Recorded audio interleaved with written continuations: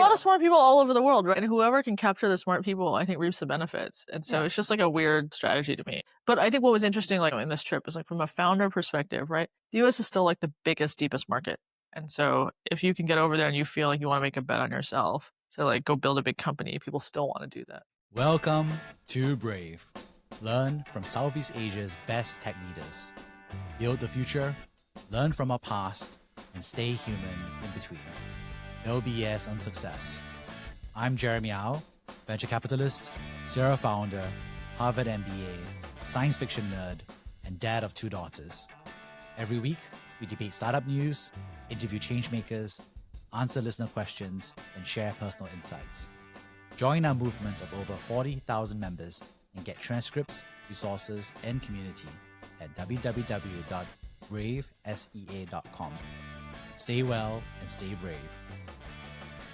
Shiyan, how's life? I heard you were in Japan and Korea. I was. Look at my new. I'm a new fan of the Yokohama DNA Bay Stars. Bay Stars, this is what the B is. Yes, Bay Stars. Okay. Oh, I see it as a B Okay. and a star. There we go. I got to watch a Japanese baseball game. Yeah, how's that? It was totally different from an American baseball game. How's it different? I mean, other than the fact that they're all Japanese. Like, Well, no. There are American players, okay. but they're much more like coordinated and unified in their chanting. Oh, that sounds very Japanese. So yeah. every player has their own chant. So instead of having a walk-off song when they're batting, you're like, play the music, they have their own personalized chant. And it's displayed on the billboard so that everyone in the stadium can see and chant in unison. Obviously, the food is better because they have like ramen and udon and all those sorts of things. And Yokohama, I guess, has Japan's largest Chinatown. So their stadium food or like their like signature stadium food is like siumai. Those meatballs. Yeah. That's amazing. But they still also have hot dogs and nachos and like other American-ish things. And they have their own craft beer alongside Asahi and whatnot. So it was cool. They were playing the Yakult Swallows. Wait, Yakult, the yogurt Yes. drink for kids? Yes. So each team, I think there's 12 teams in the league. Each team is sponsored by a company except for one. Maybe it's Hiroshima. I can't remember. But yeah, so Yokohama DNA, the gaming company, Yakult, the drink, Swallows. Is that a pun? Like you swallow Yakult? So No. The birds. the birds. Yanzi. Yeah. Okay. So, and then the opposing team, like the visiting team, they had their own section in the bleachers. They were super coordinated. They all wore like their color is like, I guess it was like navy blue and this sort of like lime green.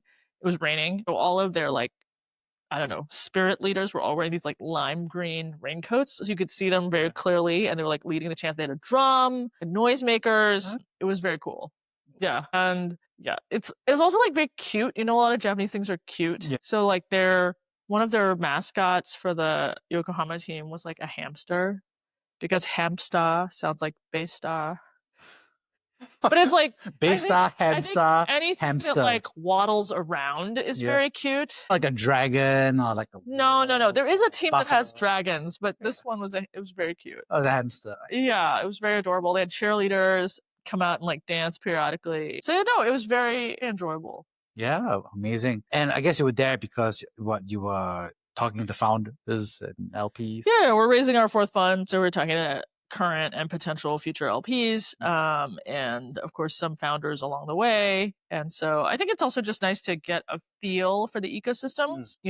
It's always great to be in the US. I think you can really feel the pulse and the energy. San Francisco is so back, guys. It never went away, right? What is it? Announcements of its demise were like greatly exaggerated. It's like the king is dead, long live the king. Yeah, San Francisco has too much, I think, gravity to die. And so there is a lot of excitement there. I met with one of my founders. They are in like an AI co-working space. But it's basically that someone who made some money, bought a building, and then rents it out to AI startups. But mostly they also have a cool hangout. Yeah. Right? And so there's a bunch of these all over the city, and the energy is super good. So like ton of optimism on the founder side. I think on the allocator side, a lot of the LPs are, oh my God, where are my returns? Where's my DPI? About the VC as an asset class? Yeah, about VC as an asset class. Yeah. So I learned about fun things like cannabis credit or other types of, different types of income producing, cash generating types of things that allocators are looking at. But at the same time, I think they all also like want to make sure they don't miss out on the AI wave. They still have an allocation. And so there's, they're still griping, but they're still gonna deploy, but maybe they'll deploy to a smaller number of managers. And then for, I think Japan and Korea mostly spoke to corporates. And so on the corporate side, they're interested in innovation. They want to bring it to their own companies. And then, as you know, they have their demographics are declining. So they're also interested in expanding to external markets. Yeah. So there's a lot of conversation about how they expand beyond their domestic markets. A lot to unpack there. I think the first up, of course, is maybe let's look at what LPs are thinking, right? Because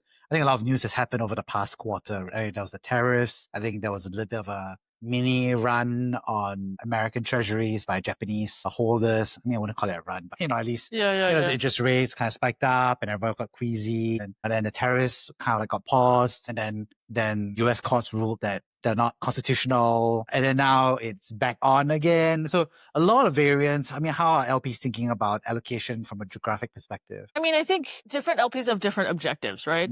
So I think American allocators, at least the ones I was talking to, tend to be much more financial in nature. And I think from that perspective, US venture capital is probably the best performing geography. I don't think that changes. And they also tend to be American institutions, right? So I think there's like a home bias on top of the fact that it actually is a very deep market that has produced returns. And it's more that like, the 2021-22 period sucked up, there's a bunch of liquidity and it hasn't come back out yet. So they're kind of like, what's going on? I've got like 10-year funds that haven't returned money yet. How do I redeploy to new stuff? So I don't think that there has been a ton of change in terms of the geo from an American allocator's perspective. I think it's more about what is that allocation in the context of their full portfolio for VC versus other things that might have more near-term cash generation. And I think I would also say that varies based on whether like you're a pension, you're an endowment, you're a foundation, right? Like they all have different cash needs. And on the endowment side, I think there's all this conversation about whether they're going to be taxed at higher rates. And so that changes the cash profile of what they're going to need as well. So I think that's all a bit like in flux. Yeah. Right.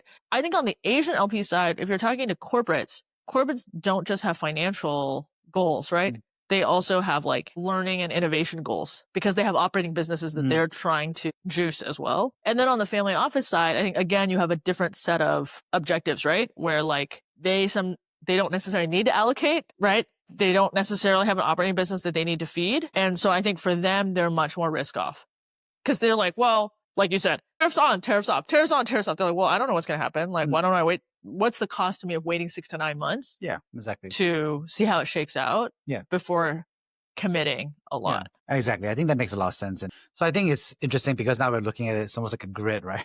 There's geo. Yeah. Where's your HQ? Are you American headquartered? Are you Japanese headquartered? Are you Chinese headquartered? And then there's objectives. Objectives, which is, are you financially oriented? Or, wealth preservation oriented? Are you learning and development oriented? So that's like a 3x3.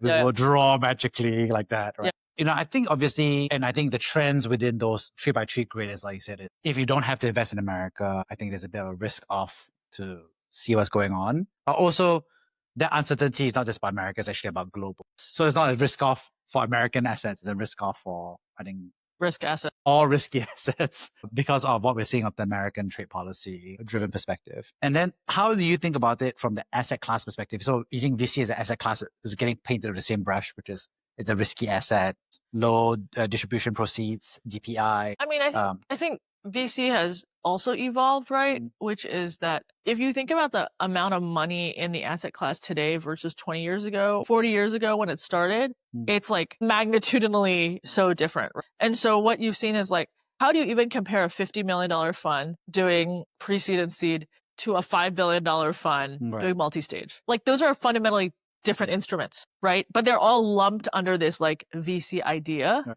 And so I think you'll see also dispersion that way, which is like, if I'm saying I want like the biggest sort of like multiples, it's probably going to be in smaller funds in earlier stage stuff. Right. But if I'm an institution that needs to deploy $50, $100 million at a clip, I can't be investing in $50 million funds. And so I will like accept basically like lower multiples, but also maybe lower variance in order to be able to put more dollars to work, right? Yeah. So I think there's that sort of also that dispersion within the asset class as a whole. And LPs are having that conversation, right? Yeah. They're saying like, hey, I was promised this kind of return because it's VC, but what I'm actually seeing is kind of different. So how do I think about that in the context of my VC allocation? Yeah.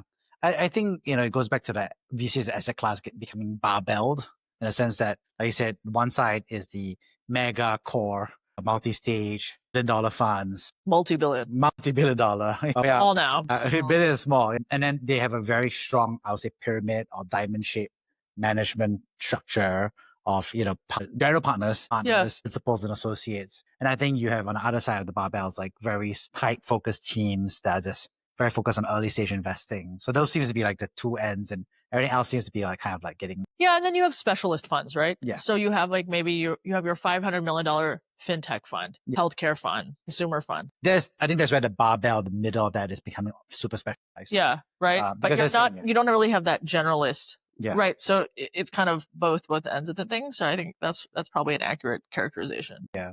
I think it's interesting because, I think there's a lot of content that's like, in a lot of industries are barbelled, right? I mean, I think for me, the way I think about it is like, even like the Hollywood industry, like the hits, the blockbusters is barbell, right? So you have these giant movies that have to be, spend, I don't know, Titanic, Avatar 2, Avatar 1, or James Cameron really does that kind of like the most expensive film ever built, kind of dynamic on one end of the scale. Then you have your E594, specialization, tail, niche kind of like so I think it's an interesting dynamic that's happening. Yeah. It didn't seem to go away. I think it seemed to accelerate during COVID, and then post-COVID, it didn't unbarbell itself. They're 10-year funds. Yeah. So it'll take a while, right? Like they're not going to change. If you've already raised a couple $1 billion and you have a 10-year fund, like what's your incentive to change it? Yeah, exactly. It's going to take some time for that evolution to happen. And I think what is going to be interesting is also talking about Southeast Asia, the geography in terms of a source of investment. And I think you mentioned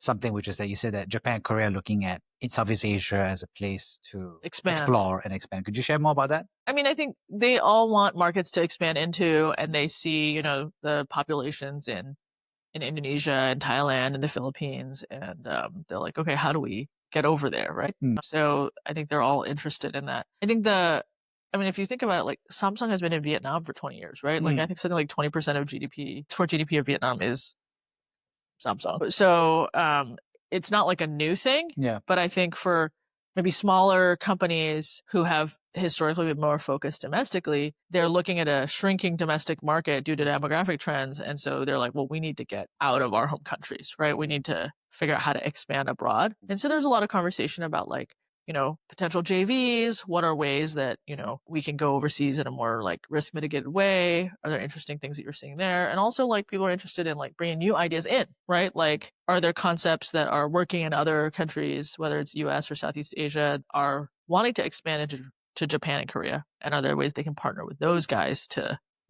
tackle their home markets that they have a advantage in? Yeah, I think it makes a lot of sense. I think Japan and Korea's total fertility rate is not high. I think it's shockingly low. Do you want to share more about that? Yeah. I mean, I think South Korea is like 0.75. Yeah. Which is like... Oh, Singapore is about 1.0. Is it? I think it's 1.2. I think Japan's 1.2. Okay. Yeah. But like I was talking to a South Korean investor, and he's like, yeah, I was born in the 80s and there were 800,000 babies born when I was born that year. When I had my first kid in like mid 2010s, there were 400,000 plus babies born in South Korea. And then by the time he had his second kid, like 5-6 years later, there were 200,000 plus kids. 842. I mean, like, that's insane. And there are places that are not historically open to immigration. So they haven't been able to supplement that with immigrants, right? Yeah, I think it's a big challenge. And I was at a conference in Europe, and they were very certain that China was facing a similar demographic time bomb. From their perspective, I mean, obviously, they would just say like China's also used to be a one-child policy. Reversal of that policy hasn't led to a significant baby bump. And so from their perspective, they think that China is going to go the same route as Japan and Korea. The difference being that China will get old before it gets rich. And so there was this interesting dynamic where I was at a conference, and to be frank, I was the only guy who looked Asian in this entire group. It was a good conference. It was just interesting, feeling like, there's this, and then, it's just interesting to hear that debate going on from a European lens, actually, because Europe also has a very low fertility rate. Yeah. But they got rich already. Got rich already for a long time. of Asia and the rest of the world. But, I mean, Sorry. industrialization for many years as well. And so, they got rich, right, before they got old. And then now the total fertility rate. And I think Europe has a bit of immigration component, obviously still debating immigration from the Middle East, from Africa. I read a very interesting article. I don't know if it was The Economist or The Atlantic that was basically saying the decline in fertility globally is actually driven by smartphones. Smartphone? So they basically said, people have all these other things like enough childcare, not enough, all this other stuff. But they said if you map it, right, people always like to hold up Scandinavia as like a place that has like really good childcare and child leave policies. But even in Scandinavia, fertility rate is going down. And so they made the argument that it's actually like if you map smartphone penetration, that's how you see the fertility rates correlating. And that the places with the highest fertility have the lowest smartphone. And the thesis is, I mean, I don't know what you think about this, is that basically smartphones allow men and women to live in bubbles and not interact in real life. And if they don't really interact in real life, how would they ever have children? Like they don't have a desire to like connect. I mean, speaking as somebody who studied a lot of econometrics, correlation is not causation. However, I do think it's a fair proxy that smartphones are, it's just a factor of digital life, right? Social isolation. What is it, socialization? Well, electronic socialization. Is it the same as physical social isolation? Anyway, so there's some wordplay there. That being said, I think, children are expensive, right? In a way that a lot of middle-class families want to raise them, right? Yeah. So they focus on lots of education, maximization, competition, optimization. There's a lot of those dynamics, and that creates a lot of anxiety, I think. Yeah. Because fertility is now a choice. It's no longer something that happens by accident, Yeah. right? And so I think it's if somebody has a choice between saying like, spending, $500,000 on raising a child versus being a dual income, no kid couple that could, $500,000 you can buy a lot of Xboxes and PlayStations. I'm just saying, there's a lot of games. There's a lot of, it's a substitute, right? What can you do with that life, right? And I could live in a larger home. I could travel, have experiences. I mean, if you're just making a choice, you're making. Yeah, I mean, the article was less about that economic trade-off and more about the ability to create, like filter bubbles. Yeah. And I think it pointed to, if you look at the most recent US election and the voting by Gen Z's cut by gender, Right.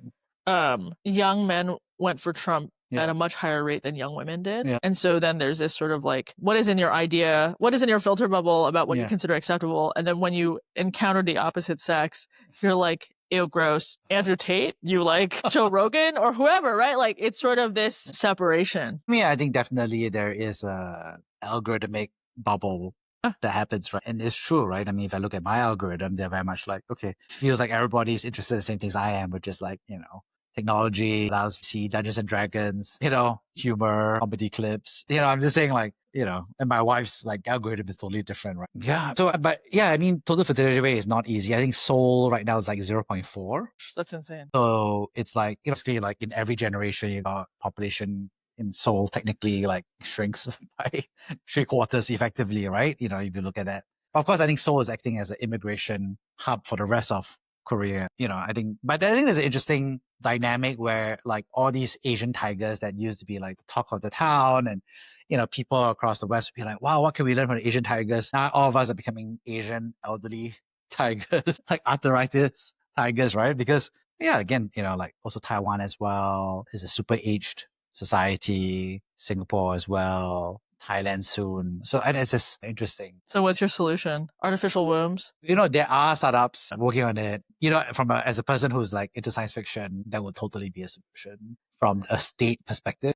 Yeah, but somebody still has to raise those children. State wants children. Right? What I mean by that is like if you're an individual person, and I say this as a dad of 2 kids, there is a financial component and the sacrifice you're going to make. So what? The state would raise legions of children? I'm just saying that the states don't like the fact that from their perspective, it's like the Chinese one-child policy, right? It's like 4 grandparents, parents, 1 child, and then your dependency ratio goes crazy. Yeah. Because now you have 1 child trying to fund the healthcare expenses of 4 people. So I think that is a pain that's not felt by, I'm just saying, because if you're the 1 child, you're going to be like, well, even supporting 4 grandparents and 2 parents, the last thing I want to do is add 2 kids. I'm just saying, then because in that case, then you're literally supporting 8 people. I'm just an example, right? So the one child might say, I don't want to have any children. So that pain is really being borne by the state, which is why I think a lot of states are already supporting families or trying to support families, not necessarily with artificial wombs, but with like free childcare, with baby bonuses, lower tax credits. So the governments are already trying to subsidize economically this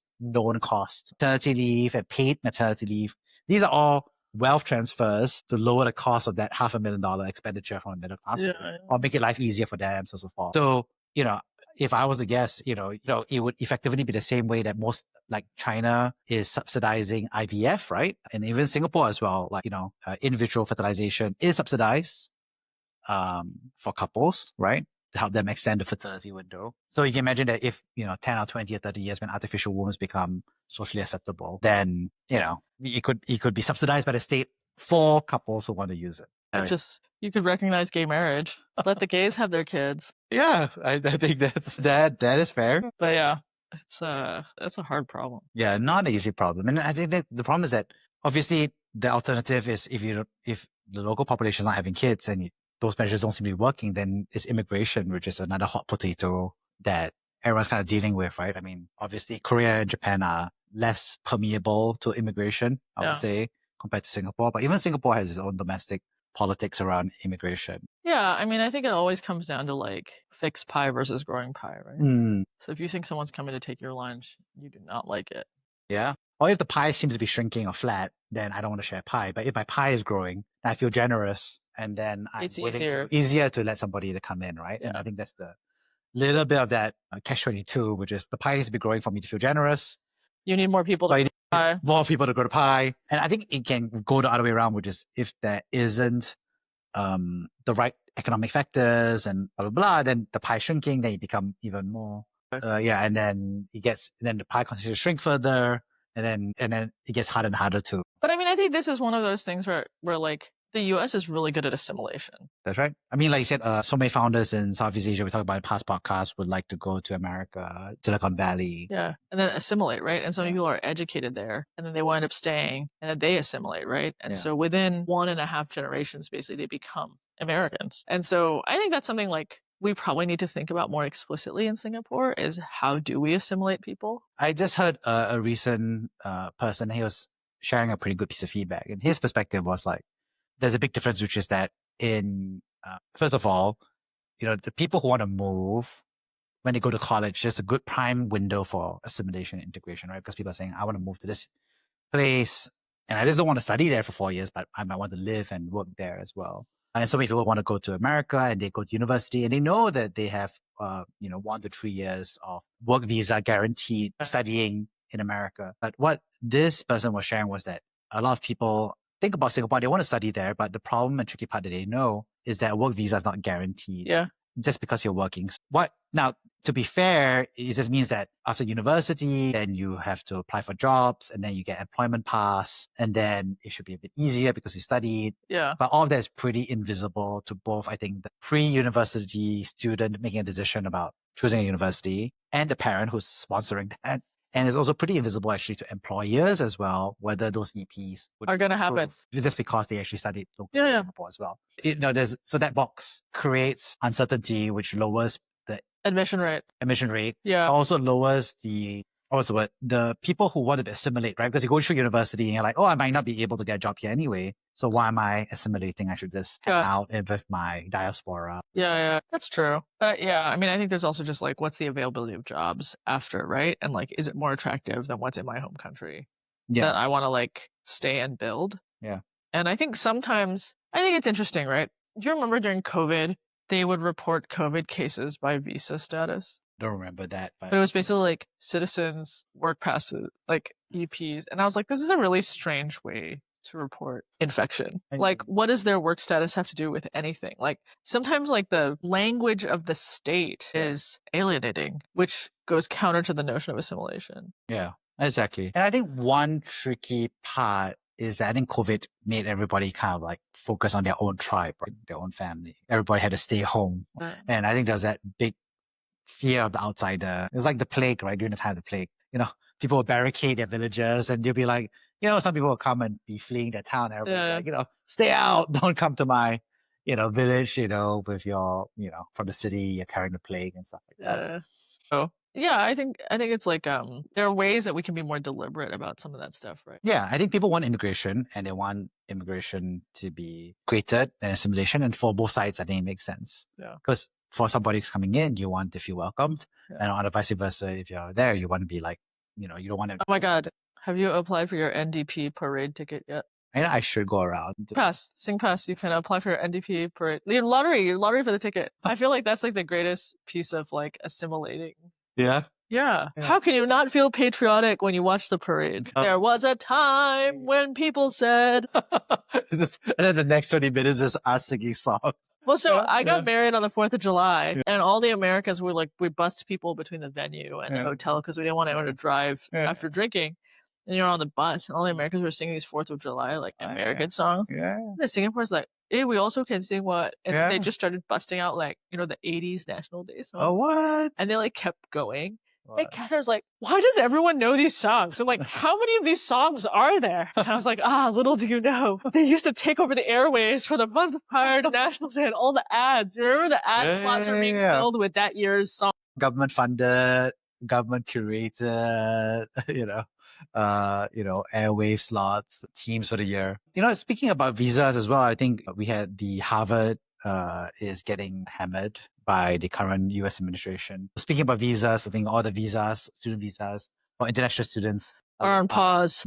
Flux, change, transformation. Yeah, I mean, I think at first it was just Harvard doesn't get international students. But the most recent thing is that Marco Rubio instructed all U.S. embassies to stop interviews for student visas. Yeah.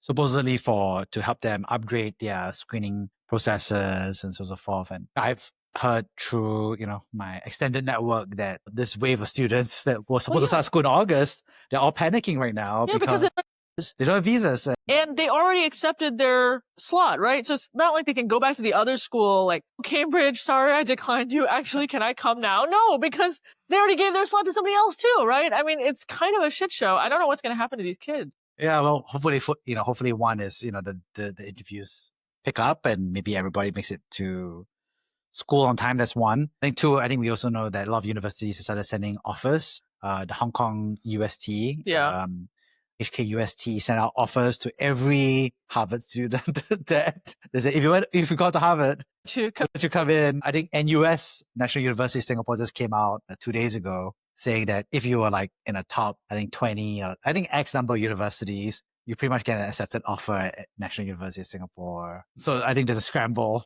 Well, yeah, because you weren't planning to take a gap year, right? You were totally planning to start your college career. Yeah, exactly. I was like, I'm going to California. I'm going to it's talking about flashback to me. Enjoy sunshine, American football, and American hot dogs. American hot dogs are disgusting. It's like a dream come true when I got the Harvard offer letter. No, it wasn't like a paper letter. I was on my phone. You logged in. I was logged in on my phone. I was in bed. I saw my email. I saw the notification. I logged into the portal and I jumped out of bed. I was like, oh my gosh. So, so I was happy, right? So, but I mean, I think they're assaulting on all fronts, right? So first there was like the withdrawal of federal grants, which has a huge impact on the research population. Yeah. Then there was the international student thing. And then, of course, is the tax thing, which is like most universities in the U.S. operate as nonprofits. If they were to raise the tax rate on their endowments, that would be a significant hit to the operating income as well. I mean, I think that's a tricky dynamic, right? Because I think on the science part is these science contracts is not as if it was like free money to Harvard, right? These are literally, all the scientists basically write bids effectively for work to be sponsored or paid for. Yeah. It's basically it's a grant proposal. Yeah, it's a grant proposal. And the government says, this is some good science that we want to fund because there's going to be some ROI to the government. And then suddenly you're canceling that funding midstream. And it's not as if these things are like computer programs they can pause and then you can come back to it in 3 years when it's the problem solved, right? These are like also, medium growing, like archaeological studies. And then, these are things that once you stop, which is effectively has happened, the research, you can't bring them back. There's a huge cost to stop it. And there's a huge cost to wind it back up if it ever comes back up again.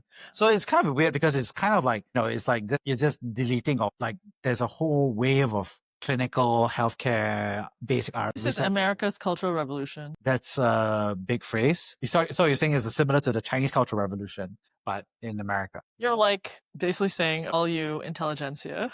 They said we're going to reallocate the money to trade schools. I mean, so I don't know. I think it's it's a very shocking thing. But and then I think also like the premise for them doing it to Harvard is this like anti-Semitic accusation that they haven't done enough to protect, Jewish students, and that's why they need to be more involved in Harvard. And it's like, well, you just cancel student visas for everybody? Like, how does that work? It's interesting because the leader of the Harvard is Alan Garber, and he's actually Jewish, actually. So it's kind of an interesting dynamic where he's like trying to help, obviously figure out how to address those concerns, but also like, survive all the funding being canceled, the visas being canceled, the status being put at risk, other federal other federal contracts being canceled. It's a lot, I think, for Harvard to go through it. But it's interesting because you mentioned the word Cultural Revolution. I mean, well, maybe it's a lighter version of it. I mean, the Chinese Cultural Revolution was like seriously rough, right? I mean, Xi Jinping, Sent to the countryside. was sent to the countryside for Cultural Revolution. Actually, I was reading a recent thing. It's actually far worse than that. It was actually, his father was like seen as, unreliable. And so his father was, basically imprisoned or, kind of like being attacked. And then his wife and children had to denounce the father, and Xi Jinping was in jail, and then he escaped from jail, and then he ran to his mom, and then his mom reported him to the police because she was scared that she'd be in deep trouble if they found out that her son came to him, and then he had to like flee his mom. That's so intense. That's so intense, right? So I'm just saying, like, okay, so maybe that's like a bit of hyperbole, but I mean, I think the notion that you're gonna erase like a whole class of people who are doing like critical basic research and applied research too, right? Like, I mean, NOAA, they cut out like people who are like doing climate, like forecasting weather. Like, this isn't just about you being a climate change denier. This is like, hey, like farmers need to know when the hurricane is coming type of situation, right? Like, I don't know. I mean, I think it kind of it seems super crazy to me. Yeah, I mean, I see it, and yet, if you think about it from a swing state perspective, Harvard's far away, it's in Boston, it's on the East Coast. Yeah, but I think, so that's an interesting thing, right? Because like we talk about swing states like, oh, like all the people in the middle voted red and all the people on the coast voted blue. But like when you actually look at it, that's not true, right? Every state is sort of like 50-50. Right. But the middle states are maybe like more red than blue, but it's not like they're 90% red, right? Like, so basically like these impacts are going to be felt across the country. And then there's all the foregone research, like you're not investing in vaccines now. So then what happens in 5-10 years when the next outbreak comes? Well, it'll probably be a Chinese pharma company, because I think one of the things that we started seeing as well is if you look at the economists and newspapers, they're talking about is like, a lot of American pharma companies are now licensing drugs and other pharma products from Chinese companies, which is a nice way to de-risk. From their perspective, is in China, the regulatory environment is a bit easier. There's a lot of basic scientists and pharma folks, so they can do R&D. And then by licensing the drug, the Chinese company gets American market entry, but without exposure to the national security. So I think it's a win-win for both sides. For that, I think the tricky part they have there, because there was just so many Chinese students that were studying. Yeah, I think they're the second biggest population in the US of foreign students after Indians. Yeah. And so I think the net effect of this thing is, which I think is intended from my perspective, is that I don't think a Chinese parent will feel comfortable sending a kid to America because they're worried that, they may not get a work visa, they might, not be able to finish their college. So all these, I think a lot of these Chinese, I think for the next 5 years, I think a lot of Chinese kids who are going to university are going to be like, okay, do I stay and study in Singapore or China or UK or Australia? I think there's going to be that kind of conversation. What do they? It's scary. I can't even make a joke about it. I was actually reading this really interesting story about the Chinese Marie Curie of like nuclear weapons. Apparently, like there was like, if obviously you watch Oppenheimer, but apparently there was a Chinese lady who was like, I have her exact name right now, so I feel horrible now. But she was just incredible, and I read her Wikipedia page about how she understood, and she was like just almost won a Nobel Prize from Bill's perspective. She was just a legend. There's a lot of smart people all over the world, right? And whoever can capture the smart people, I think, reaps the benefits. And so it's just like a weird strategy to me. Yeah, I mean, I think a lot of people are gonna like think twice. But I think what was interesting, like in this trip, is like from a founder perspective, right? The U.S. is still like the biggest, deepest market, and so if you can get over there and you feel like you want to make a bet on yourself to like go build a big company, people still want to do that. I think that's actually a really good two things to compare, right? Because from my perspective, is they're actually very similar. We're talking about talent, right? And talent is bell curved, right? In the sense that from people who are super good in this one domain to people who are not good in this domain. So Jeremy is horrible at piano, but is probably good at, well, probably not podcasting in the Southeast Asia context. Yeah, not world class. So, but that's the talent piece, which is like, on this, I'm on one side for this one skill. And then we talk about it, which is there are certain hubs, right? Talent vortexes that suck in talent. Yeah. And so if you wanted to be the best at, I'm just an example, acting, you probably want to go to Hollywood. And there's some local regional hubs like Bollywood. Yeah. Obviously, there's the Chinese that have their own Hong Kong nexus for, acting, etc. So there's these pockets for their own local markets, but Hollywood is that talent vortex, right? Yeah. For acting talent. And that's Los Angeles, it's not New York. And acting, you go to Los Angeles, right? And then if you want to be a founder, you go to the Bay, San Francisco, right? If you're the best in Singapore, you want to go to the Bay, right? To cut your teeth there and see how good you're good. And then I guess the tricky part now is if you're the world's best scientist, you're the best scientist in Japan or Singapore, would you go to Boston? And the answer is this year you can't go to Boston. Not until you get your visa unblocked, right? For example. So I think that's interesting because yes, talent is a bell curve, but I think if you look at where we are, which is like in venture capital startups, it's almost a power law curve, which is the bell curve, one end of it, but that tail creates that. But the talent aggregation is one thing, but it's also capital, right? Yeah. Like, why is it in Hollywood? Because that's where the most money is. Yeah. And they reinforce each other.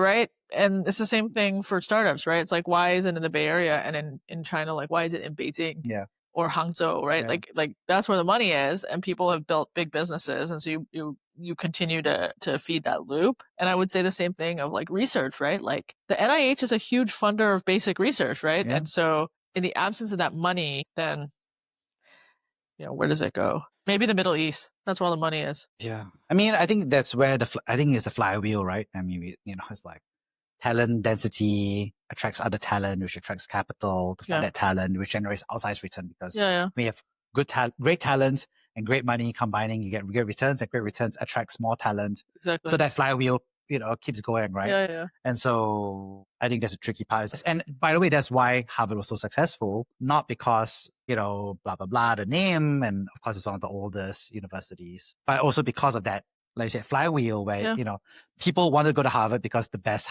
professors on, let me see an example, longevity would be, David Sinclair, right?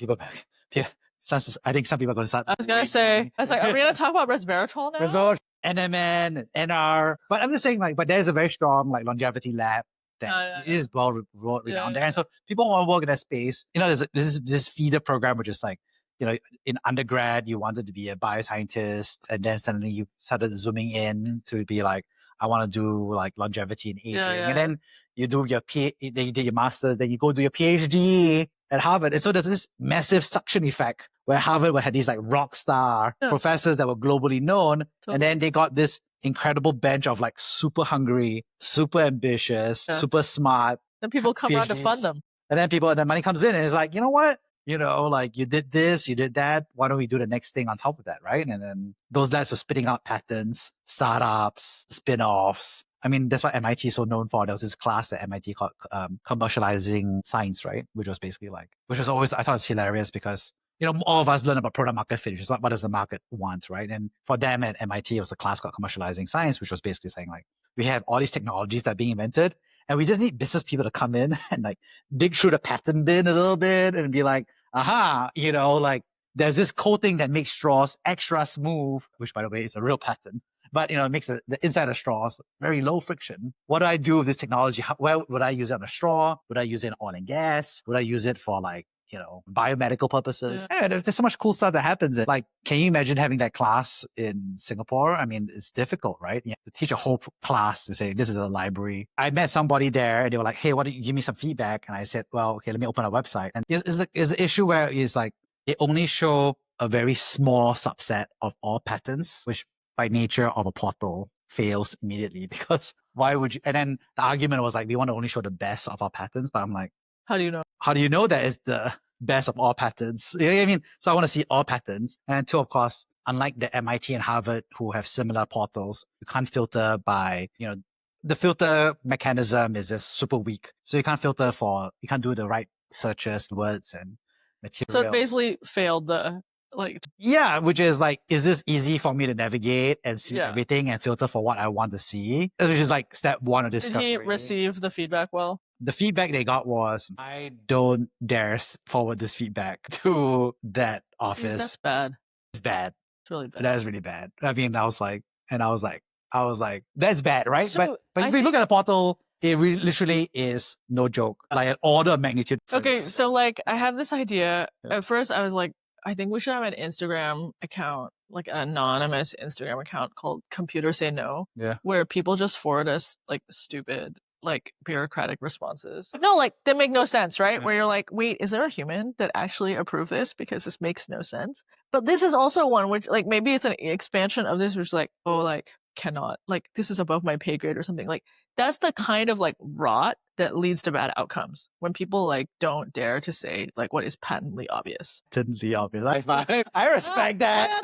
I respect that. That should be a segment on the podcast. It's like I can't believe this is real life. Yeah. Or that's not a catchy name. Someone should really look into this. Well, totally. Put an LLM interface on it. You should be able to query it. Yeah. I mean, this is just my God. Actually, you know what? If NUS and NTU installed an LLM on top of it, it would be an order of magnitude better than what Harvard and MIT has. For this podcast. But that's the crux of it. Is You can do that, right? Yeah. You basically already have the body of knowledge that Yeah. I'm sure it's in a box folder somewhere. It's gotta be, right? Someone's gotta be keeping all these patents somewhere. it's a Microsoft OneDrive. But Microsoft also has, you can, Have you had Copilot? Yeah. Sorry. So some Microsoft sales rep is like, I want to talk about Copilot. but I mean, I actually think that there's like a bunch of stuff like this. Maybe we need a more positive name, not like forward this to someone, but like, you know, Let's redesign 80-20 this. fixes. Let 80-20 fixes. Things where you're just like, this isn't doing the job. Oh. You're like, do the job. I read a lot of reviews Mm. for like restaurants and stuff. Mm. People are like, why do you do that? I was like, well, I feel like for small ones, if they're like small places, mom and pops, if they're doing a good job, I want to give them additional visibility. Yeah. But also I'm just like, does anybody give them feedback? I try not to give like unconstructive stuff, but like I will be like, hey, like the toilets were pretty dirty and there were no paper towels. You should look into that. Or the layout is not operationally efficient. You should consider separating the food and the drinks line. And you would make more revenue because people don't leave. Is the feedback public or private? Public. For me, I generally only leave positive reviews. I don't know. I don't give them like 1 star or anything. Yeah. But I do try to like write content that's like useful. Yeah. For me, it's like I was raised by my parents, like, you have nothing good to say, don't say it. Feedback is a gift, Jeremy. Feedback is a gift. This is the American way. It's like, that's like so American. Nothing good to say, don't say. Oh my God. So got something good to say. So like, you know how your children end up copying you in ways that you don't expect? So like, my daughter loves these like, you know, it's not like youtiao, but it's like the hutie. Oh yeah, the It's fried the butterfly fried bun. Yeah. So like, she loves those. And, you know, whenever we go to the market or whatever, you know, I'll buy Yeah. one. And one day I was like at some different market and I saw like, you know, I had one of those like famous Zakwe store or Yeah, whatever. yeah. I was like, oh, okay, I'll pick one up for her. And I brought it to her. And she's like, this isn't very good, Mom. Can we give them feedback on it? And I was like, I think the feedback is I won't buy from there again.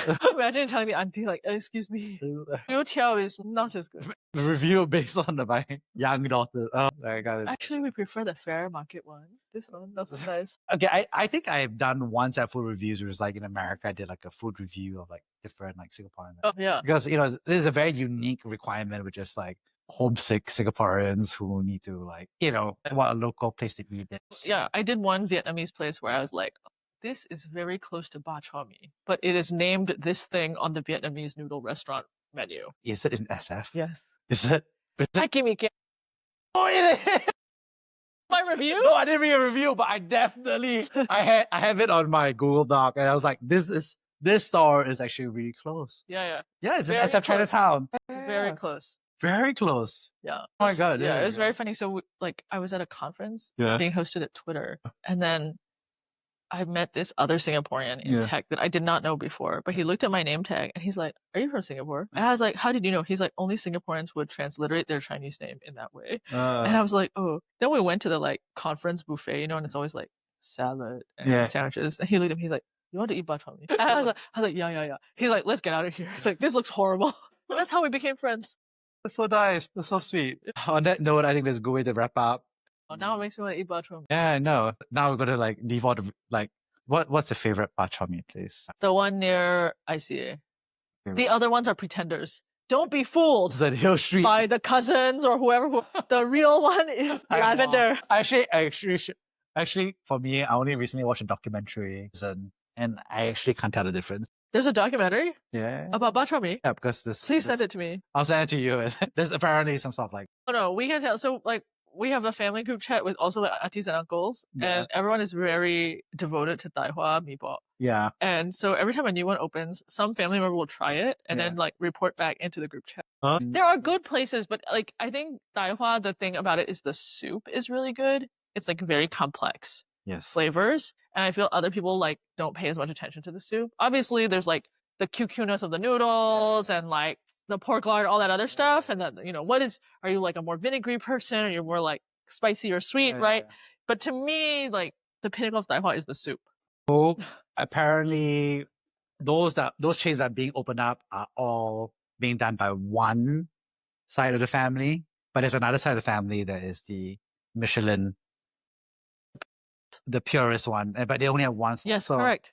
You can totally imagine like a franchise, acceleration, regional, global. No. Like No. it's like you shouldn't send your child to a school that is run by private equity because your goals as a parent are in opposition to their goals as a capitalistic owner. Sorry, I'm just amusing because it's just like venture capital is a subset of private equity. No. You know what I mean? Yeah, private equity is a different animal. Yeah, private equity is From a venture different. capital. I'm just saying that from an LP perspective. Some people say that venture capital is a subset of private equity. I mean, sure, in the sense that like the fee structure is similar, but not in the sense of like the types of businesses you invest in, Right, And the structure of those wait, deals. Yeah. Okay, on that note, on a sudden mind meld on, bak chor mee noodles and private equity and VC business class models, I think is a good way to wrap. So on that note, see you next time. See you next time. Thank you for listening to Brave. If you enjoyed this episode, please share the podcast with your friends and colleagues. We would also appreciate you leaving a rating or review. Head over to www.bravesea.com for member content, resources, and community. Stay well and stay brave.